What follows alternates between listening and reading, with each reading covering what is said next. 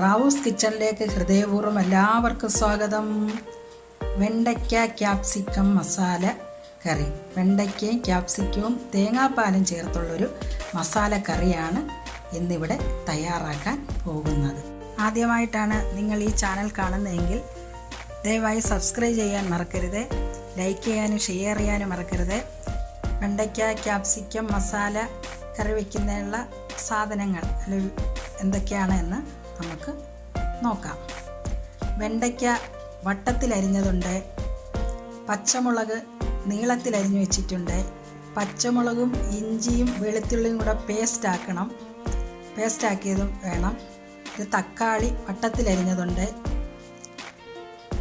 വലിയ ഉള്ളി അതായത് സവാള വട്ടത്തിൽ അരിഞ്ഞതുണ്ട്, ക്യാപ്സിക്കവും വട്ടത്തിലരിഞ്ഞ് എടുത്തിട്ടുണ്ട്, കുറച്ച് കറിവേപ്പിലയുണ്ട്. പിന്നെ അതിൻ്റെ മെയിൻ ഇൻഗ്രീഡിയൻറ്റ് എന്ന് പറയുന്നത് തേങ്ങാപ്പാലാണ്. ആ തേങ്ങാപ്പാലും ചേർത്ത് ആണ് നമ്മളിവിടെ ഈ മസാല വെണ്ടയ്ക്ക ക്യാപ്സിക്കം മസാല കറി ഉണ്ടാക്കുന്നത്. അതിന് മസാല കൂട്ടുകളൊക്കെ ഉണ്ട്. അത് നമ്മൾ ഓരോന്ന് ചെയ്യുമ്പോൾ അതിൻ്റേതായ രീതിയിൽ അതിൻ്റെ അളവും എല്ലാം ക്രമമായിട്ട് തന്നെ പറഞ്ഞ് അത് നമുക്ക് ചെയ്യാവുന്നതാണ്. തയ്യാറാക്കാം.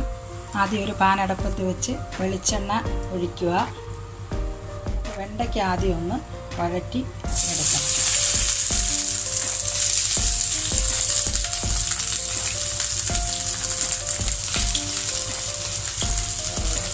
വെണ്ടയ്ക്ക എന്ന് പറയുന്നത് ഏറ്റവും ഹെൽത്തി ആയിട്ടുള്ളതും വൈറ്റമിൻസും ഒക്കെ മിനറൽസും ഫൈബർ അടങ്ങിയ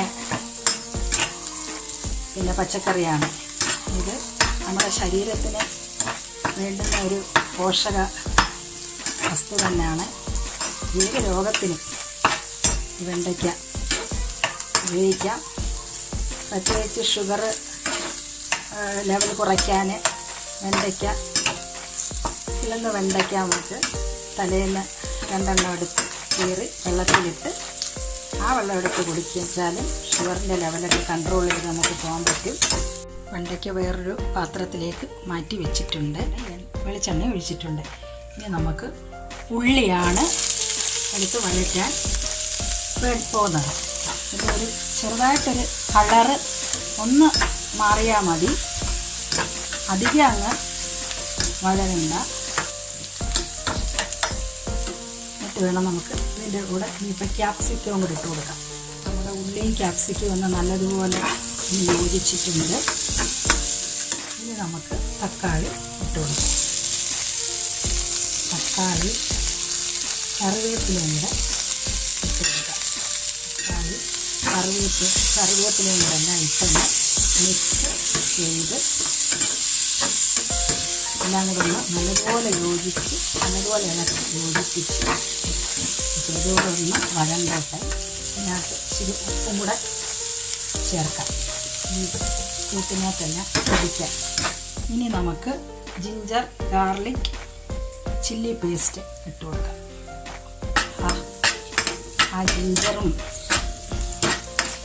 ഗാർലിക്കും ചില്ലി പേസ്റ്റും കൂടെ ഇട്ട് കൊടുത്തപ്പോഴത്തേന് നല്ല ഒരു സ്വാദിൻ്റെ ഈ കറിക്ക് ഏറ്റവും നല്ല സ്വാദ് ഉണ്ടാകുന്ന ഒരു ഫ്ലേവറും നല്ലൊരു മണവും ഒക്കെ ഉണ്ട്.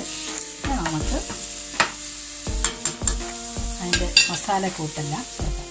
മഞ്ഞൾപ്പൊടി 1/2 സ്പൂൺ ഇട്ട് കൊടുത്തു, മല്ലിപ്പൊടി 1 സ്പൂണ്, മുളക് പൊടി 1 സ്പൂണ്, ഗരം മസാല 1 സ്പൂണ്, നല്ല ജീരകവും കൂടെ ചേർക്കുക.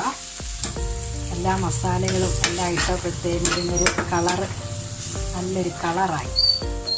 കുരുമുളകും കൂടെ ഇതിനകത്ത് ചേർക്കാനുണ്ട്. 1/2 സ്പൂൺ കുരുമുളകും കൂടെ ചേർത്ത് വെണ്ടയ്ക്ക വഴറ്റി വെച്ചേക്കുന്ന വെണ്ടയ്ക്കയും കൂടെ ഇതിനകത്തോട്ട് ചേർക്കുകയാണ്.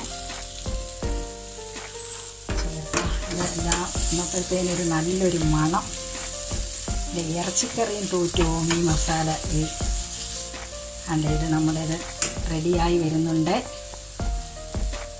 നമുക്ക് അവസാനമാണ് ഇതിൻ്റെ കൂട്ട് തേങ്ങാപ്പാൽ ചേർക്കുന്നത്. നമ്മളുടെ കറിയിൽ തേങ്ങാപ്പാലും കൂടെ ചേർത്തിട്ടുണ്ട്. തേങ്ങാപ്പാലും ചേർത്ത് വെച്ചിട്ടുണ്ട്. ഇതൊന്ന് അടച്ച് വെച്ച് 5 മിനിറ്റ് ഒന്ന് അടച്ച് എന്നിട്ട് നമുക്ക് ഈ കറി മസാലക്കറി, വെണ്ടയ്ക്ക, ക്യാപ്സിക്കം, തേങ്ങാപ്പാൽ ചേർത്തുള്ള മസാലക്കറി നമ്മൾ ഒരു ഡിഷിലേക്ക് മാറ്റിയിട്ടുണ്ട്. നിങ്ങൾ എല്ലാവരും ഇത് ചെയ്ത് നോക്കണം.